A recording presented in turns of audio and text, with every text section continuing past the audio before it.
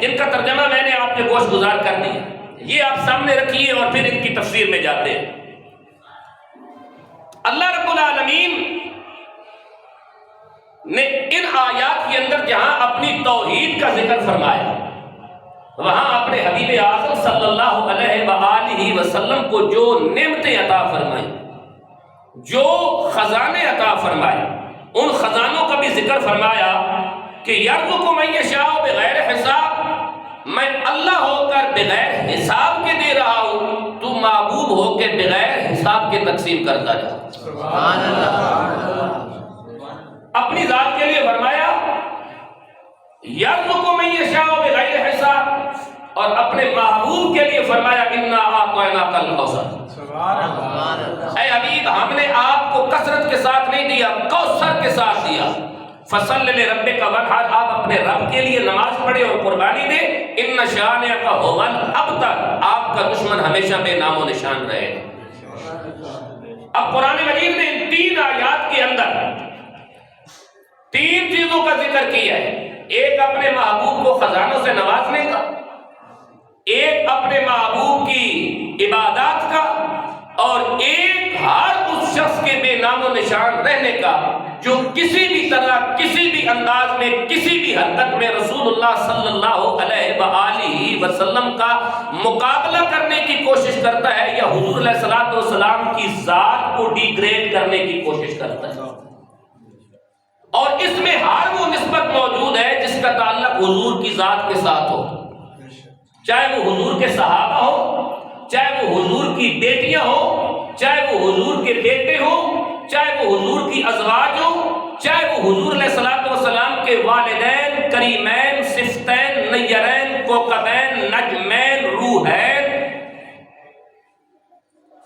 ہوں، چاہے وہ اولیاء کرام کی ذوات مقدسہ ہوں، چاہے وہ آسمانی کتب ہوں، چاہے وہ قرآن مجید ہو، چاہے وہ اہل ایمان ہو، جو ان تمام چیزوں پر کسی بھی انداز میں تبرہ کرنے کی یا انہیں ڈی گریڈ کرنے کی کوشش کرتا ہے، وہ انا اعطیناک الکوثر فصل لربک وانحر ان شانئک ھو الابتر، وہ اللہ کی بارگاہ میں ابتر بھی لکھا جاتا ہے، بے نام و نشان بھی لکھا جاتا ہے۔ اب ابتر کس کو کہتے ہیں یہ ذرا سن، اور پھر میں قرآن مجید پڑھوں۔ ابتر کہتے ہیں وہ جانور جس کی دم کاٹ دی جائے، اس کو کیا کہتے ہیں؟ ابتر۔ حمزہ با تا را، ابتر، وہ جانور جس کی دم کاٹ دی جائے اسے ابتر کہتے ہیں۔ اور جب دم کاٹ دی جائے تو یہ بات ذہن نشین کر لیں کہ دم کی وجہ سے جانور کی شرمگاہ محفوظ ہوتی ہے۔ دم جو ہے وہ اس کے لیے ایک حجاب کی حیثیت رکھتا ہے جس سے اللہ رب العالمین نے اس کی شرمگاہ کو محفوظ فرمایا۔ قرآن نے بتایا کہ انا اعطیناک الکوثر فصل لربک وانحر ان شانئک ھو الابتر، اے میرے محبوب جو تیری ذات کو یا تیرے کسی غلام کو گرانے کی کوشش کرتا ہے میں اس کی شرمگاہ کو ننگا کر دیتا ہوں۔ وہ اس انداز میں ابتر ہے۔ اس کے لیے میں حضرت نوح علیہ السلام کے دور سے ایک مثال آپ کے سامنے رکھتا ہوں، اور اس کے لیے جانوروں کے اندر قرآن نے ایک مقام پہ کہا وَإِنَّ لَكُمْ فِي الْأَنْعَامِ لَعِبْرَةً، جانوروں میں تمہارے لیے عبرت کا نشان موجود ہے۔ 2 جانوروں کو ذہن نشین کر لیں، ایک بکری اور ایک بھیڑ۔ اب ان دونوں پہ غور کر لیں، اور میں حضرت نوح علیہ السلام کے دور سے ایک ایگزامپل آپ کے سامنے رکھتا ہوں۔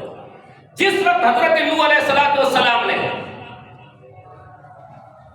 بحری جہاز کشتی تیار فرما لی اور حکم ہوا کہ ایمان والوں کو اس کشتی میں سوار فرما لیجیے، اور تمام جانوروں کا جوڑا جوڑا بھی من کل زوجین اثنین، جوڑا جوڑا بھی اس کشتی کے اندر سوار فرما لی۔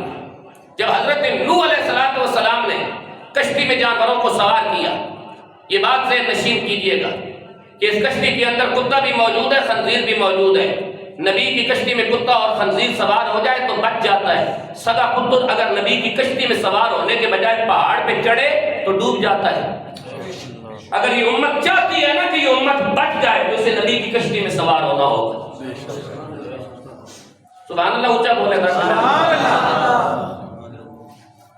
اس امت کو نبی کی کشتی میں سوار ہونا ہوگا۔ اگر یہ امت چاہتی ہے یہ امت بچ جائے تو اسے اسلام کے دامن سے وابستہ ہونا ہوگا۔